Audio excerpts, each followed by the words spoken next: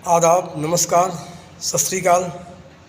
आज हम आपको एक ऐसी कहानी सुनाने जा रहे हैं जिसको सुनकर आप लोगों के रोंगटे खड़े हो जाएंगे। कहानी है मेरठ के भावनपुर थाना क्षेत्र के मुबारकपुर गांव की। वहां के रहने वाले योगेंद्र की। योगेंद्र की शादी नहीं हो रही थी। उनके माता पिता चाहते थे कि मेरे बेटी की शादी हो जाए, लेकिन उसके बावजूद भी उनकी शादी नहीं हो रही थी। योगेंद्र के एक जान पहचान वाले आदमी थे जिसका नाम था मदन पाल। मदन पाल शादी करवाने का काम करते थे। एक दिन मदन पाल उनके घर आए, बोले कि मैं तुम्हारी शादी करवा दूंगा। इस बात पर योगेंद्र राजी हो गया। मदन पाल ने कहा कि शादी के खर्च 8 लाख रुपये लगेंगे। इस पर वह योगेंद्र तैयार हो गया। कुछ दिन बीत जाने के बाद मदन पाल, शिवम, सुनील उसके घर आते हैं और कहते हैं कि सुनील के बड़े भाई की एक लड़की है जो कुंवारी है, उसकी शादी आपसे करवा देंगे, लेकिन शादी का खर्चा आपको देना पड़ेगा। इस बात पर योगेंद्र राजी हो जाता है और कहता है कि शादी का पूरा खर्चा मैं उठाऊंगा। शादी 26 जनवरी को होती है। शादी का पूरा खर्चा योगेंद्र देता है। शादी में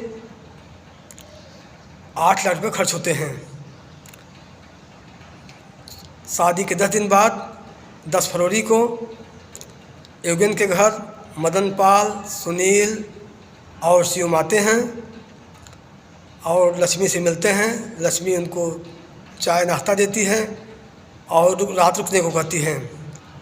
वे लोग रात को रुक जाते हैं।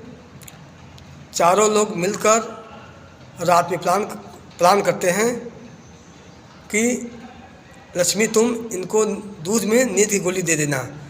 जब ये नींद की गोली दूध में दे दोगी तो ये लोग पी लेंगे और सो जाएंगे।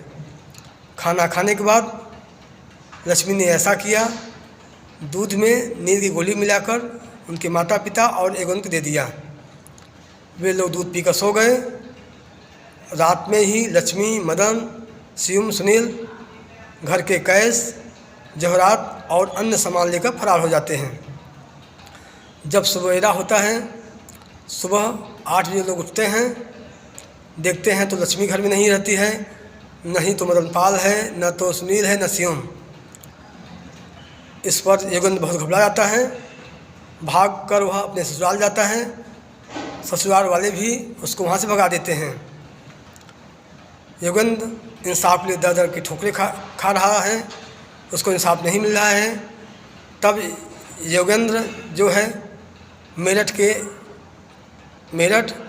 देहात के एसपी राकेश कुमार से मिलता है।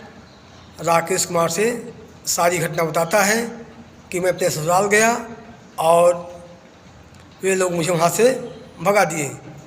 एसपी साहब पूछते हैं कि घटना क्या थी, तो योगेंद्र बताता है कि रात में लक्ष्मी ने हम लोग को दूध में नींद की गोली मिलाकर दे दी और हम लोग सो गए।